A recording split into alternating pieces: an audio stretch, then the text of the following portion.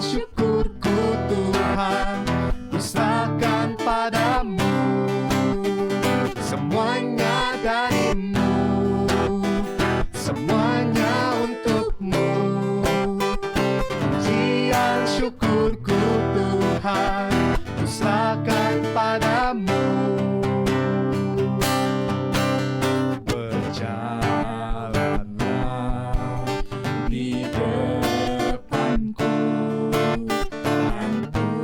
tuntunku di setiap langkahku, Tuhan selalu berharap pada.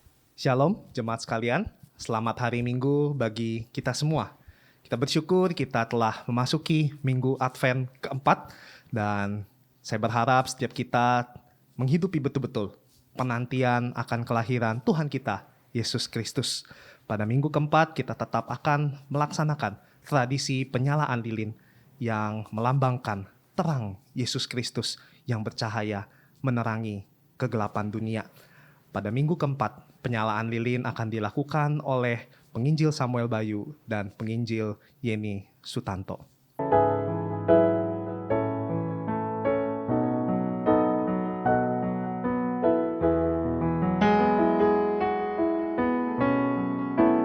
Jemaat dipersilakan untuk bangkit berdiri. Kita akan bersama-sama melakukan saat teduh. Silakan jemaat bersaat teduh sejenak.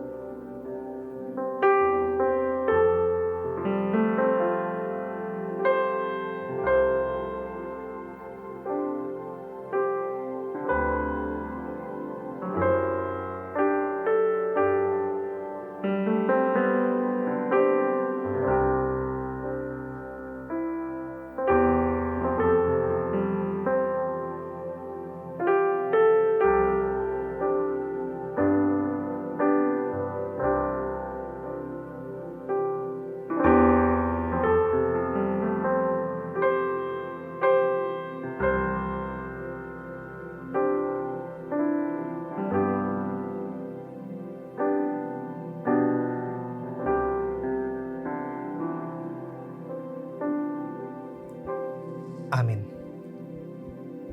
Dengarlah ayat penuntun ibadah bagi kita sekalian yang terambil dari Matius 1 ayat 23. Sesungguhnya anak darah itu akan mengandung dan melahirkan seorang anak laki-laki, dan mereka akan menamakan dia Immanuel, yang berarti Allah menyertai kita. Mari kita puji Allah kita. Kita memohon untuk Allah datang. Oh, datanglah Immanuel.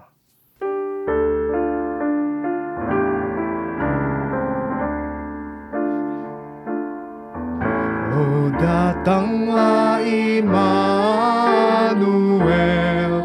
tebus umatmu Israel, yang dalam berkeluh kesah menantikan penolongnya.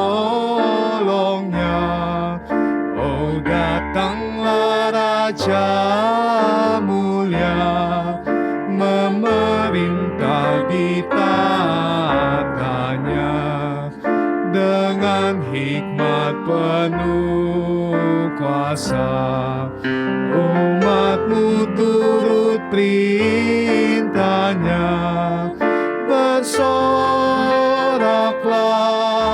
hai Israel, menyambut Sang Immanuel.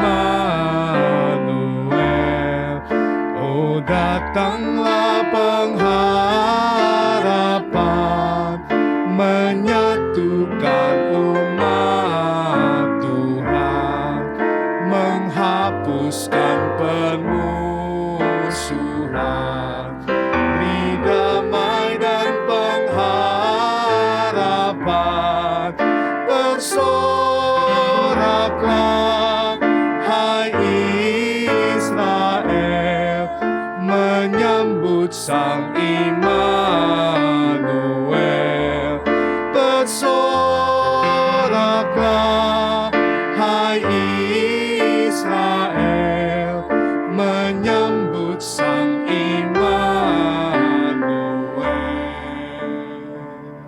Mari kita berdoa. Ya Tuhan, kami menanti, kami menyambut Engkau, Sang Immanuel. Kami bersyukur ya Tuhan, Engkau Allah yang datang bagi kami, yang menyelamatkan kami. Kami menantikan Engkau ya Tuhan. Kami memohon kiranya ketika kami datang ke hadirat-Mu beribadah, Engkau pun berkenan untuk menghampiri kami yang menanti Engkau. Berkati ibadah kami ya Tuhan, hadirlah pimpin dari awal hingga akhirnya.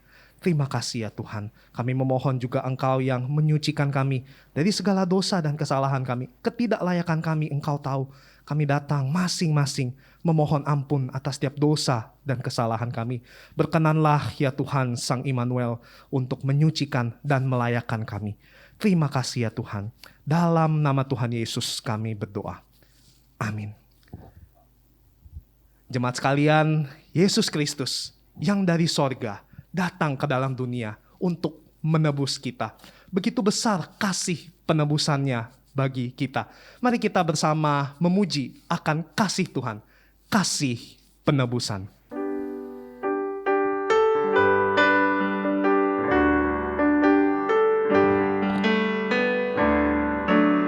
Dari sorga ke palungan, yang kaya jadi miskin, Sang bayi anak Allah, Yesus Kristus. Dahulu tinggal di sorga, dan kini di palungan. Bagiku dan kau, ya korban hidupnya. Kasih penebusan selama-lamanya. Kasih penebusan tak berhenti. Ku memuji sampai akhirnya zaman. Aku menyembahkan kasih besarnya. Dari sorga ke palungan, dari sorga ke palungan, yang kaya jadi miskin, Sang bayi anak Allah, Yesus Kristus. Dahulu tinggal di sorga, dan kini di palungan. Bagiku dan kau, ya korban hidupnya. Kasih penebusan selama-lamanya. Kasih penebusan tak berhenti. Ku memuji sampai akhirnya zaman. Aku menyembahkan kasih besarnya. aku menyembah. Aku menyembahkan kasih besarnya. Aku menyembahkan kasih besarnya. Sebagai umat yang telah ditebus oleh Tuhan kita, mari kita bersama mengikrarkan pengakuan iman kita seturut dengan pengakuan iman rasuli. Aku percaya kepada Allah, Bapa yang Maha Kuasa, Halik langit dan bumi, dan kepada Yesus Kristus, anaknya yang tunggal Tuhan kita, yang dikandung dari Roh Kudus, lahir dari anak darah Maria, yang menderita sengsara di bawah pemerintahan Pontius Pilatus, disalibkan, mati dan dikuburkan, turun ke dalam kerajaan maut. Pada hari yang ketiga, bangkit pula dari antara orang mati, naik ke sorga, duduk di sebelah kanan Allah, Bapa yang Maha Kuasa, dan dari sana Ia akan datang untuk menghakimi orang yang hidup dan yang mati. Aku percaya kepada Roh Kudus, gereja yang kudus dan am, persekutuan orang kudus, pengampunan dosa, kebangkitan tubuh, dan hidup yang kekal. Amin. Dipersilakan untuk duduk kembali. Jemaat sekalian, kita bersyukur untuk minggu keempat kita masih boleh beribadah bersama-sama di Advent keempat ini. Jemaat sekalian, Natal sebentar lagi telah tiba, dan kami mengundang jemaat sekalian untuk boleh hadir beribadah bersama-sama dalam rangkaian ibadah Natal dan Tahun Baru secara onsite terbatas. Jadwal ibadah dapat dilihat. Kami menunggu dan menantikan serta berharap dapat beribadah bersama-sama dengan jemaat sekalian. Tuhan Yesus memberkati. Jemaat sekalian, kita akan mempersiapkan persembahan kita. Kita akan memberikan yang terbaik bagi Tuhan kita. Jemaat dapat memberikan persembahan melalui nomor rekening yang tertera di layar. Sambil kita menyanyikan sebuah pujian, semuanya darimu.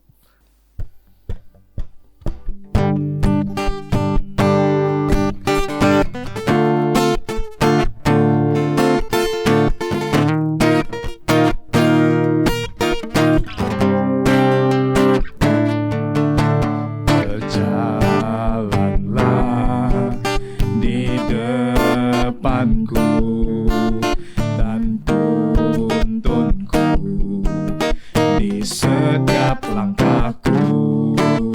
Ku kan selalu berharap padamu, sahabatku, Bapa dan Rajaku. Terimalah semua hormat dan pujian yang ku beri dan ku bawakan syukur bagi kasih yang sejati. Semuanya darimu, semuanya untukmu. Pujian syukurku Tuhan, ku serahkan padamu. Semuanya darimu, semuanya untukmu.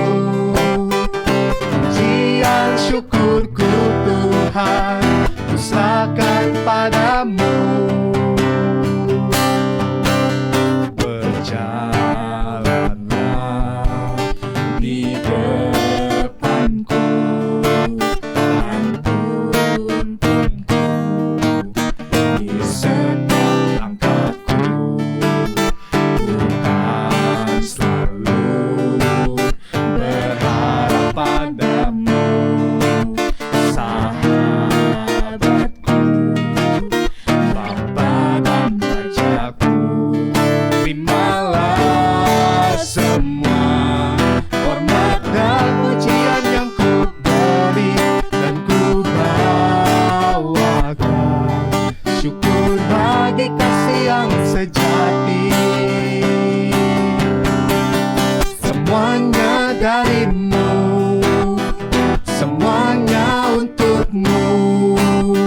Pujian syukurku Tuhan, ku serahkan padamu. Semuanya darimu, semuanya untukmu.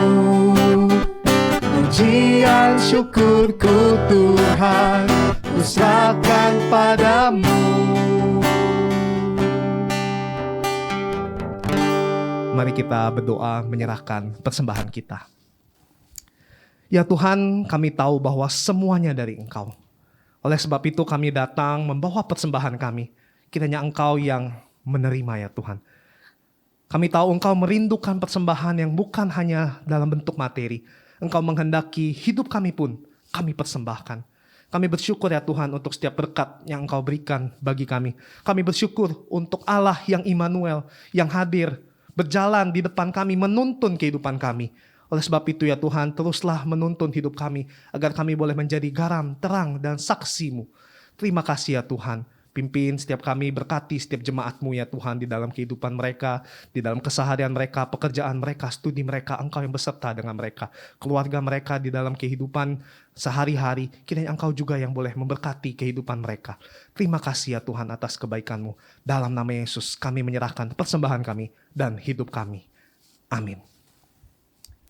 Jemaat sekalian, kita akan mempersiapkan hati kita untuk mendengarkan firman Tuhan. Kita akan angkat sebuah pujian, mengejar hadir-Mu.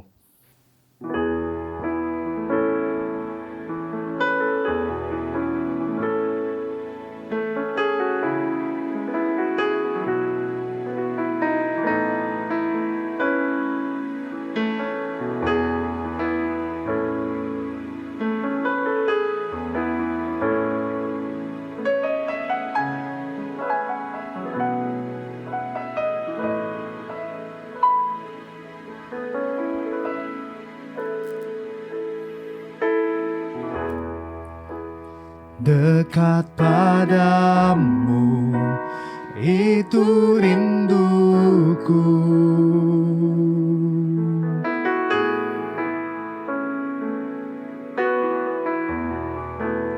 Setiap kataku, kau pun menunggu.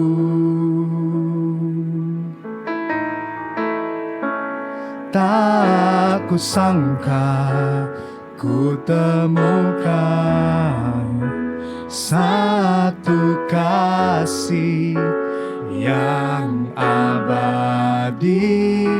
Kini ku datang dan ku bawa hidupku.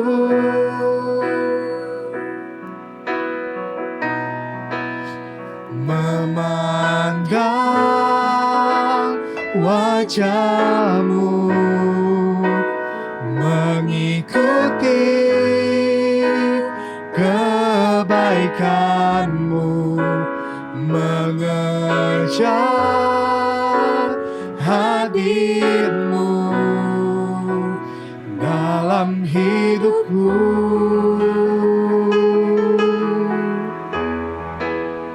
Membawa sembahku, menyatakan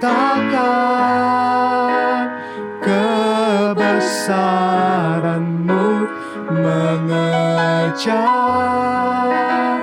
hadir-Mu dalam hidupku.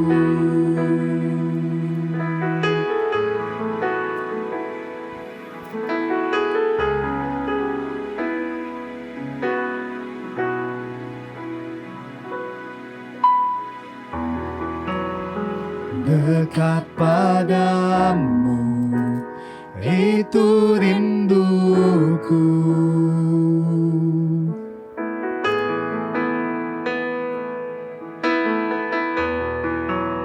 Setiap kataku, kau pun menunggu.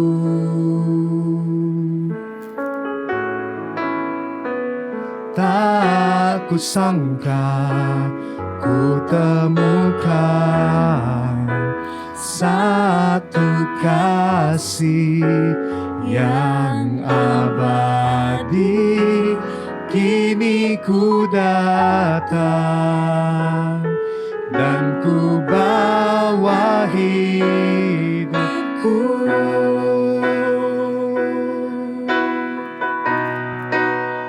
Memandang wajah-Mu, mengikuti kebaikan-Mu, mengejar hadir-Mu dalam hidupku.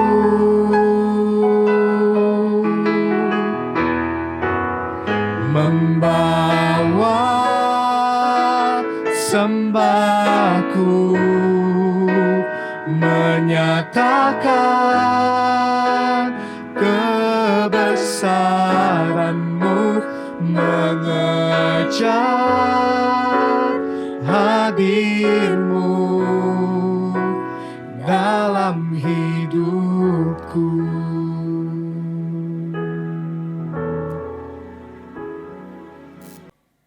Selamat pagi Bapak, Ibu, dan Saudara yang terkasih di dalam Tuhan. Kita bersyukur kepada Tuhan untuk kesempatan yang sekali lagi Tuhan berikan untuk kita boleh bersama-sama beribadah kepada Tuhan pada pagi ini. Mari Bapak, Ibu, dan Saudara, sebelum kita membaca merenungkan firman Tuhan, kita berdoa, kita mohon pimpinannya. Mari kita berdoa. Bapa di dalam surga, kami sungguh mengucap syukur karena kasih setia Tuhan melimpah di dalam kehidupan kami. Kami bersyukur karena sekali lagi kami diberikan kesempatan, waktu untuk kami boleh bersama-sama beribadah kepada Tuhan.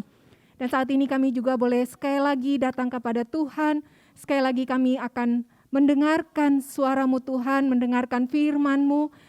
Kami rindu ya Tuhan supaya kebenaran firman Tuhan yang akan kami dengarkan boleh sekali lagi menguatkan kami, boleh sekali lagi meneguhkan iman kami, dan kami boleh melihat betapa besar anugerah dan kasih Tuhan di dalam kehidupan kami.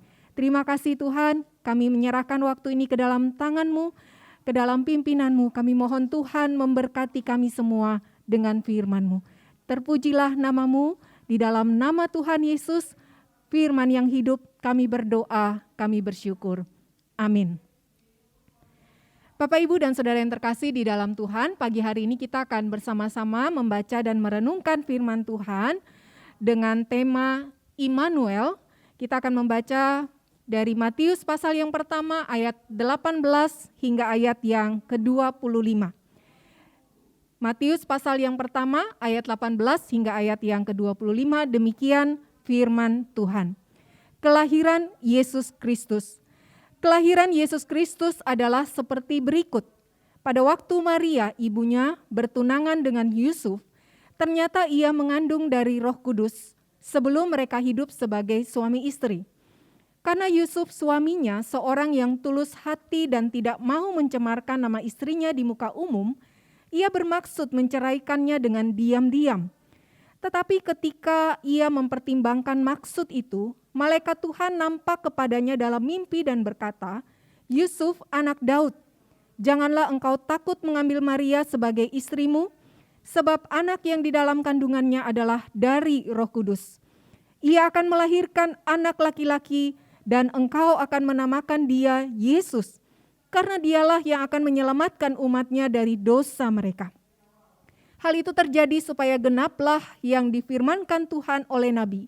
Sesungguhnya anak darah itu akan mengandung dan melahirkan seorang anak laki-laki, dan mereka akan menamakan dia Immanuel, yang berarti Allah menyertai kita. Sesudah bangun dari tidurnya, Yusuf berbuat seperti yang diperintahkan malaikat Tuhan itu kepadanya. Ia mengambil Maria sebagai istrinya, tetapi tidak bersetubuh dengan dia sampai ia melahirkan anaknya laki-laki, dan Yusuf menamakan dia Yesus. Demikian pembacaan firman Tuhan. Berbahagia setiap kita mendengarkan firman-Nya, juga melakukan di dalam kehidupan kita. Bapak, Ibu, dan saudara sekalian yang terkasih di dalam Tuhan, hari ini kita memasuki Minggu Advent yang keempat. Beberapa hari lagi kita akan bersama-sama beribadah dan merayakan Natal. Hari ini kita merenungkan firman Tuhan dengan tema Immanuel. Bapak, Ibu, dan saudara sekalian, barangkali tema-tema Natal semacam ini sudah sering kali kita dengar, tetapi selalu ada satu alasan yang selalu relevan untuk kita, orang-orang yang berdosa, mendengarnya sekali lagi. Kita semua perlu diingatkan, Bapak, Ibu. Jangankan setelah 1 tahun, Bapak Ibu, seringkali setelah kita keluar dari ruang ibadah, ya, atau setelah kita selesai mengikuti ibadah online, kita pun lupa dengan apa yang telah dikhotbahkan. Bapak, Ibu, dan saudara yang dikasihi oleh Tuhan, setiap tahun kita perlu memperingati Natal dan Paskah, karena kedua peristiwa ini adalah peristiwa yang penting di dalam kekristenan. Hanya saja kelihatannya Paskah seharusnya lebih penting dibandingkan Natal, ya. Karena kalau kita membaca dalam Alkitab, seluruh Injil memberitakan berita Paskah. Namun hanya ada 2 Injil yang memberitakan berita Natal, yaitu Matius dan Lukas saja. Bapak, Ibu, dan saudara sekalian, hari ini kita akan fokus pada Matius pasal yang pertama, ayat 21 hingga ayat yang ke-23. Dikatakan, ia akan melahirkan anak laki-laki, dan engkau akan menamakan dia Yesus, karena dialah yang akan menyelamatkan umatnya dari dosa mereka. Hal itu terjadi supaya genaplah yang difirmankan Tuhan oleh Nabi. Sesungguhnya anak darah itu akan mengandung dan melahirkan seorang anak laki-laki, dan mereka akan menamakan dia Immanuel, yang berarti Allah menyertai kita.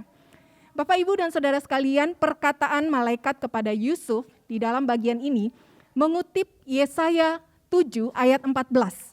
Dengan maksud memberitahukan makna kelahiran Yesus melalui Maria. Bapak, Ibu, saudara sekalian, ada hubungan antara perjanjian baru dengan perjanjian lama. Karena kelahiran Yesus dinubuatkan di dalam perjanjian lama. Bahkan janji akan kedatangan Mesias di dalam diri Tuhan Yesus sudah dijanjikan sejak manusia jatuh ke dalam dosa. Di dalam Kejadian 3 ayat 15. Bapak, Ibu, dan saudara sekalian, jika ditanya berapa lama jarak waktu antara Kejadian 3 ayat 15 sampai Matius 1 ayat 18 sampai 25 ini barangkali sekitar 4.000 tahun ya, jika dihitung dari paling aman diusirnya manusia dari Taman Eden hingga peristiwa kelahiran Tuhan Yesus. Bapak Ibu Saudara sekalian, pertanyaannya mengapa begitu lama Allah menggenapi janjinya ini? Bukankah dosa itu adalah masalah yang paling penting di dalam kehidupan manusia? Seharusnya semakin cepat diselesaikan semakin baik. Bapak Ibu dan Saudara sekalian, barangkali ini juga yang dipikirkan oleh Adam dan Hawa ketika mereka sudah merasakan betapa beratnya hidup mereka setelah mereka jatuh ke dalam dosa. Dan barangkali ini yang dipikirkan oleh Adam dan Hawa ketika Kain lahir ke dunia. Kain adalah seorang anak yang lahir dari seorang perempuan. Keturunan seorang perempuan juga, bukan? Tetapi bukan Kain yang dimaksudkan. Karena Kain tidak hanya lahir dari seorang perempuan saja, tetapi juga lahir dari benih laki-laki, keturunan laki-laki juga. Buktinya kemudian justru Kain membunuh Habel. Justru kejahatan Kain yang pertama kali dikisahkan di dalam Alkitab setelah manusia jatuh ke dalam dosa. Bapak, Ibu, dan Saudara sekalian, kita mungkin perlu mempertimbangkan justru ketika dosa adalah masalah paling penting di dalam hidup manusia, maka manusia harus memahami betapa dahsyatnya dosa di dalam kehidupan manusia. Bagaimana sifat dosa di dalam kehidupan manusia. Bapak, Ibu, dan Saudara sekalian, setelah kejahatan Kain dinyatakan, dan kejahatan Kain bukan sekedar kejahatan mencuri ternak atau berbohong, tetapi dosa membunuh. Bukan membunuh musuh. Hari itu tidak ada musuh, Bapak Ibu. Yang dibunuh adalah adik kandungnya sendiri. Bapak Ibu Saudara, pertanyaannya atas dasar apa Kain membunuh Habel? Apakah karena kejahatan Habel? Bukan. Tetapi karena Kain iri dan marah kepada Habel. Habel tidak melakukan kesalahan apapun kepada Kain. Lalu setelah peristiwa Kain membunuh Habel, kalau kita membaca di dalam Alkitab selanjutnya dalam Kejadian 4 ayat 17 sampai Kejadian 5 ayat 32, Alkitab mengisahkan tentang silsilah manusia. Sebenarnya yang dikisahkan bukan sekedar silsilah manusia, Bapak Ibu. Tetapi bagaimana dosa menyebar di dalam silsilah tersebut. Dan kalau kita membaca di dalam Kejadian 6 ayat 1 sampai 8, mengisahkan tentang kejahatan manusia. Bapak, Ibu, dan Saudara, kitab Kejadian dapat dipandang dari sudut pandang ini. Bagaimana dosa menyebar dan beroperasi di dalam kehidupan manusia selama berabad-abad kemudian. Kain membunuh Habel. Esau pernah berusaha membunuh Yakub. Ya. Saudara-saudara Yusuf berusaha membunuh Yusuf. Bapak, Ibu, Saudara, saudara membunuh saudara. Bapak, Ibu, dan Saudara sekalian, ikatan saudara itu adalah salah satu ikatan terkuat di dalam budaya Ibrani. Jika saudara membunuh saudara, itu berarti dosa telah merusak ikatan terkuat di dalam keluarga dan di antara manusia. Dosa itu memperbudak. Nah, Bapak, Ibu, dan Saudara sekalian, menariknya kalau kita membaca di dalam Alkitab, di dalam kitab Kejadian, kisah terakhir di dalam kitab Kejadian adalah kisah tentang pengampunan yang membenahi kembali ikatan saudara yang rusak karena dosa. Bapak, Ibu, dan Saudara sekalian, 400 tahun setelah kisah Yusuf dan kepindahan keluarga Yakub ke Mesir, kitab Keluaran dibuka dengan kisah bagaimana Allah menyelamatkan umatnya dari perbudakan di Mesir. Menariknya Bapak, Ibu, Saudara, setelah perjanjian lama selesai ditulis, 400 tahun setelah itu, perjanjian baru dimulai dengan kisah Allah menyelamatkan umatnya dari perbudakan dosa. Bapak, Ibu, dan Saudara, saya kira kemiripan ini bukan kebetulan, tetapi rencana Allah yang dinyatakan dalam sejarah. Bapak, Ibu, dan Saudara, ada satu masa, yaitu pada masa Nuh.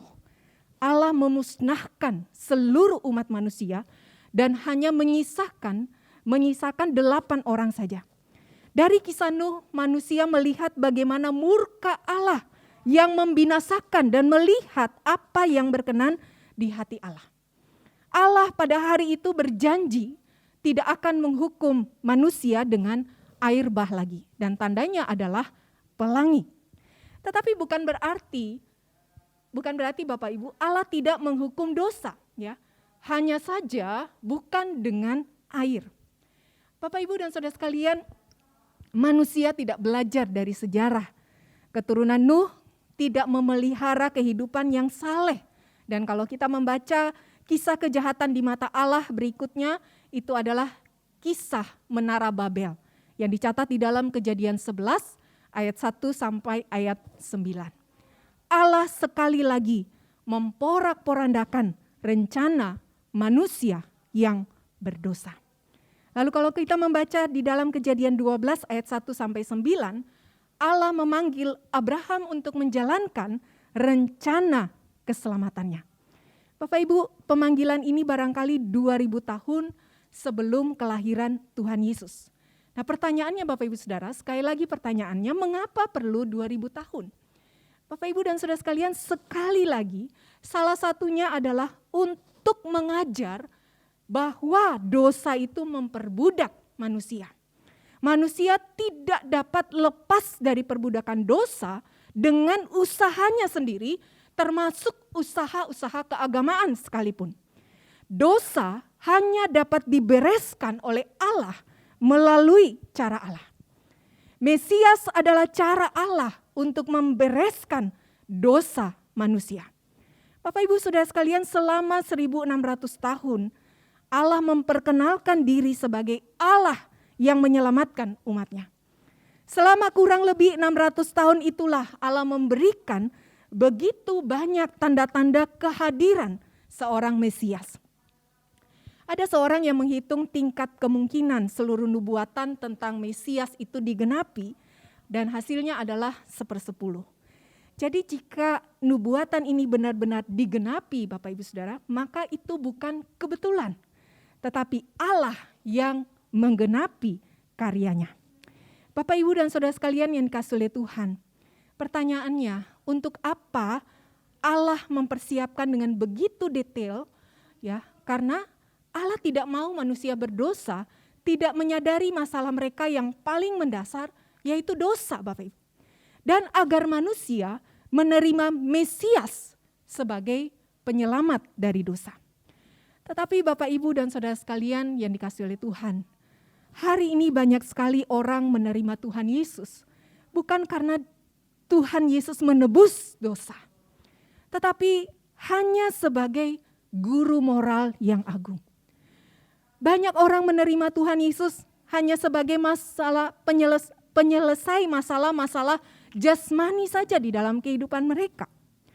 Bapak, Ibu, dan saudara sekalian, orang-orang semacam ini seakan-akan menerima Mesias. Tetapi sebenarnya di dalam hati mereka, mereka menolak Mesias yang dijanjikan oleh Allah. Dan hal semacam ini Bapak Ibu Saudara sudah ada sejak zaman Tuhan Yesus.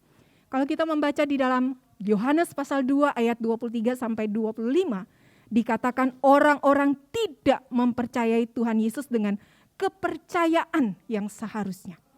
Dan hal ini membuktikan ada orang-orang yang percaya dan datang kepada Tuhan Yesus, tetapi kepercayaan itu bukanlah kepercayaan yang sejati yang dikehendaki oleh Allah. Jadi Bapak, Ibu, dan saudara sekalian, bagaimana kita seharusnya berelasi dengan Tuhan Yesus?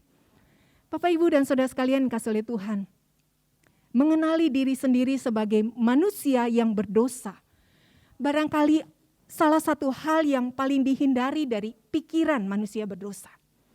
Mungkin mereka mengaku bahwa mereka berdosa, tetapi belum tentu mereka mau mengakui bahwa mereka berdosa di hadapan Allah yang sejati, yaitu Allah yang dinyatakan oleh Alkitab. Bapak, Ibu, dan saudara, dosa tidak hanya dipahami sebagai perbuatan-perbuatan yang melawan moralitas dan kebaikan. Dosa memiliki banyak pemahaman, beberapa di antaranya Di dalam surat-surat Paulus, kalau kita membaca di dalam Alkitab, dosa digambarkan sebagai hamartia, yang artinya meleset.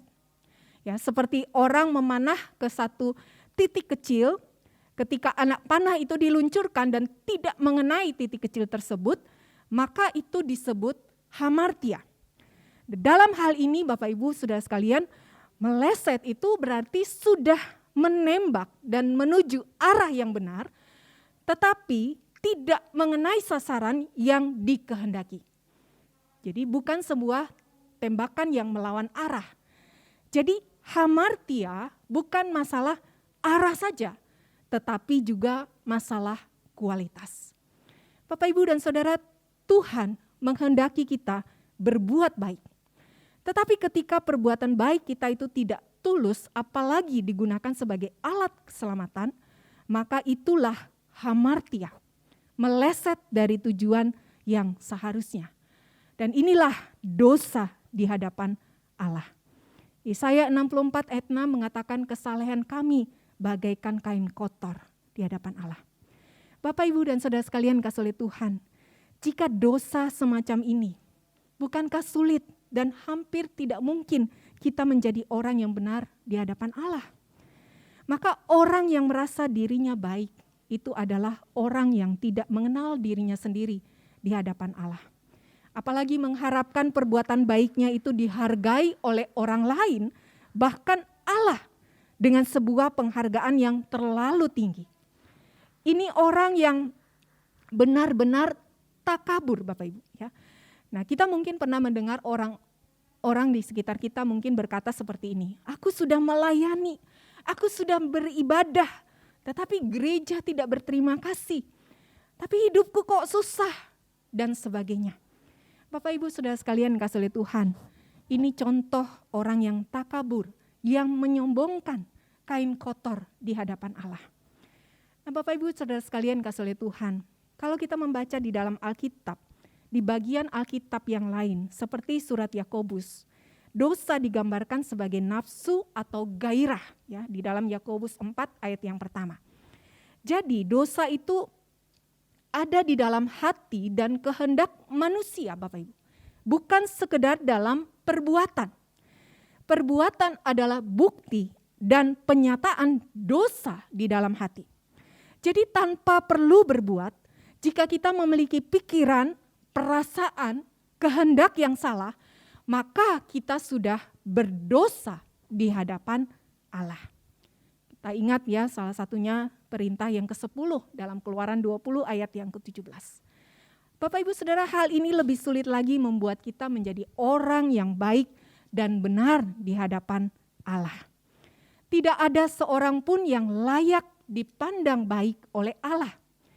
Jika kita merasa diri kita baik dan kita layak di hadapan Allah, Bapak Ibu, barangkali kita yang mengurangi standar Allah dan kita menggantinya dengan standar kita sendiri, atau kita menggantinya dengan standar moralitas dan rohani manusia.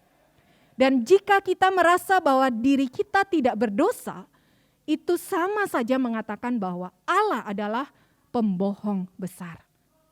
Sebagaimana dikatakan di dalam 1 Yohanes 1 ayat yang ke-10.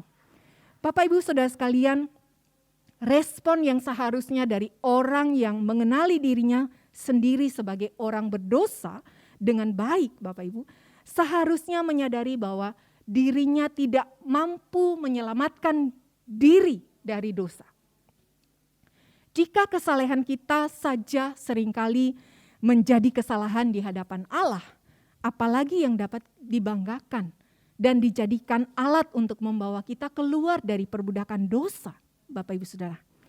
Tindakan semacam ini seperti seseorang yang ingin menyelamatkan diri dari tenggelam.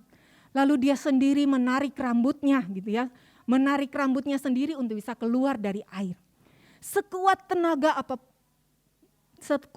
pun Bapak, Ibu, juga tidak akan menyelamatkan diri kita sendiri. Bapak, Ibu, dan Saudara sekalian, di dalam sejarah Israel yang dikatakan sebagai umat Allah, mereka berelasi langsung dengan Allah. Mereka melaksanakan ritualitas keagamaan dan melakukan hukum Taurat, tetapi hasilnya pun selalu sama saja. Mereka kembali berdosa. Bahkan mereka salah memahami Bapak Ibu Saudara.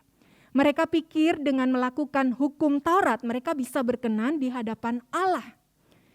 Bapak Ibu Saudara, hukum Taurat jika dilakukan memang berkenan di hadapan Allah. Tetapi tidak ada seorang pun yang dapat memenuhinya sesuai dengan standar Allah. Jadi hukum Taurat bagi manusia seharusnya juga menjadi alat untuk mengenal bahwa manusia gagal dan tidak dapat menyelamatkan diri sendiri dengan usaha apapun. Bapak, Ibu, dan saudara sekalian kasih oleh Tuhan, karena manusia berdosa dan tidak dapat menyelamatkan dirinya sendiri, maka satu-satunya jalan keselamatan adalah jalan yang ditetapkan oleh Allah, yaitu Mesias yang dijanjikan, melalui Mesias yang dijanjikan. Dan janji mesianik ini Bapak Ibu dan saudara sekalian digenapi di dalam diri Tuhan Yesus Kristus. Dosa terhadap Allah harus diampuni oleh Allah. Dan cara pengampunan oleh Allah tersebut harus melalui cara Allah. Datangnya manusia kepada cara Allah adalah bukti kerinduan yang benar untuk berdamai dengan Allah. Bapak, Ibu, dan saudara sekalian, firman Tuhan di dalam Kisah Para Rasul 4 ayat 12 adalah satu ayat firman Tuhan yang terkenal, yang berbunyi demikian. Dan keselamatan tidak ada di dalam siapapun juga selain di dalam Dia, Yesus. Sebab di bawah kolong langit ini tidak ada nama lain yang diberikan kepada manusia yang olehnya kita dapat diselamatkan. Bapak, Ibu, dan saudara sekalian kasih oleh Tuhan, Allah telah mempersiapkan rencana keselamatan ini dengan sangat lama agar manusia memahami kebenaran ini. Yaitu bahwa satu-satunya jalan keselamatan adalah hanya di dalam Kristus saja. Tidak ada jalan yang lain. Bapak, Ibu, dan saudara, rasanya sangat tidak masuk akal jika melihat apa yang dilakukan Allah dengan berbagai macam pekerjaannya selama 4.000 tahun untuk mempersiapkan kedatangan Mesias, inkarnasi Kristus, untuk menyelamatkan manusia dari dosa. Tetapi di sisi lain Allah menyiapkan jalan keselamatan alternatif bagi manusia. Apalagi jika jalan keselamatan alternatif itu ternyata lebih mudah dibandingkan dengan jalan mesianik. Misalnya melalui perbuatan baik tanpa Kristus. Jika perbuatan baik dapat dilakukan, untuk apa Allah di dalam sejarah justru menyatakan dan membuktikan bahwa perbuatan baik manusia itu tidak menyelamatkan? Bapak, Ibu, dan saudara sekalian kasih oleh Tuhan, di dalam bagian firman Tuhan yang kita baca tadi dalam Matius 1 ayat 21 sampai dengan ayat 23, jelas menyatakan bahwa Yesus, bayi yang baru lahir itu adalah Mesias yang akan menyelamatkan manusia dari dosa. Jadi respon yang seharusnya terhadap Yesus, Bapak, Ibu, saudara sekalian, adalah menerimanya sebagai juru selamat dari dosa. Bapak, Ibu, dan saudara, sekali lagi banyak orang menerima Kristus dengan alasan yang salah. Dan Yesus sendiri pun menyatakan bahwa dirinya tidak berkenan dengan penerimaan dan kepercayaan semacam itu. Bapak, Ibu, dan saudara yang kasih oleh Tuhan, Immanuel artinya Allah beserta kita. Beserta kita dalam hal apa? Yang paling penting dan mendasar adalah beserta kita di dalam pergumulan kita melawan dosa. Kesulitan dan ketidakmampuan melawan dosa, ketidakmampuan manusia melawan dosa sekarang menjadi teratasi. Bahwa Allah beserta kita di dalam pergumulan kita melawan dosa dan kedagingan kita di dalam diri Tuhan Yesus. Hanya saja Bapak, Ibu, dan saudara sekalian, untuk merasakan kuasa Allah ini, kita harus menerima Yesus sebagai satu-satunya Tuhan dan Juru Selamat kita. Bapak, Ibu, dan saudara sekalian, banyak orang menjadi Kristen karena banyak alasan. Ya, entah itu karena alasan keluarga, alasan komunitas, alasan iming-iming berkat jasmani, atau apapun yang lain. Orang-orang semacam ini bukan orang Kristen yang sejati, Bapak Ibu. Dan hidupnya masih ada di dalam dosa dan kebinasaan. Bukan ini respon yang benar terhadap Immanuel, Bapak Ibu Saudara. Tapi respon yang benar adalah terima Kristus sebagai Tuhan dan Juru Selamat. Dan rasakan kuasa kehadirannya di dalam kehidupan kita. Bapak, Ibu, dan saudara sekalian kasih oleh Tuhan, kehadiran Kristus di dalam diri kita melalui Roh Kudus membawa kita pada perubahan hidup. Hidup mengenal dan mengasihi Allah dan kebenarannya. Hidup mentaati Allah dan kebenarannya. Ada pertumbuhan kedewasaan rohani yang semakin serupa dengan Kristus. Semakin kita dimampukan untuk melawan dosa dan kedagingan. Semakin kita dilayakkan untuk melayani Tuhan. Bapak, Ibu, dan saudara sekalian, ini semua adalah dampak yang dijanjikan oleh Allah dan selalu muncul di dalam diri orang yang benar-benar menerima Kristus dan merasakan kuasa kematian dan kebangkitan Kristus yang menyelamatkan manusia dari dosa dan keterpisahan dari Allah. Bapak, Ibu, dan saudara, jika kita tidak ada kerinduan untuk berubah dan tidak ada perubahan yang benar di dalam hidup kita, barangkali kita perlu sekali lagi mempertimbangkan kehidupan kita di hadapan Allah. Benarkah kita benar-benar sudah hidup di dalam Tuhan? Bapak, Ibu, saudara sekalian kasih oleh Tuhan, Immanuel, penebus dosa. Ini adalah karya Allah yang paling besar di dalam hidup manusia. Karya yang mengubah dari kehidupan yang binasa menjadi kehidupan yang kekal. Kehadiran Kristus di dalam peristiwa Natal yang pertama menjadi bukti kasih Allah kepada manusia. Bukti yang seharusnya ditanggapi dengan benar. Bukan dengan perayaan-perayaan dan hadiah-hadiah. Tetapi diterima dan kita responi dengan hati yang menyadari sedemikian besar dosa kita dan kesadaran bahwa diri kita tidak mampu menyelamatkan diri dari dosa kita. Menyadari bahwa hanya Kristuslah satu-satunya jalan keselamatan dari dosa kita. Jadi mari kita terima Dia sebagai Tuhan dan Juru Selamat kita dari dosa kita. Amin. Mari kita berdoa.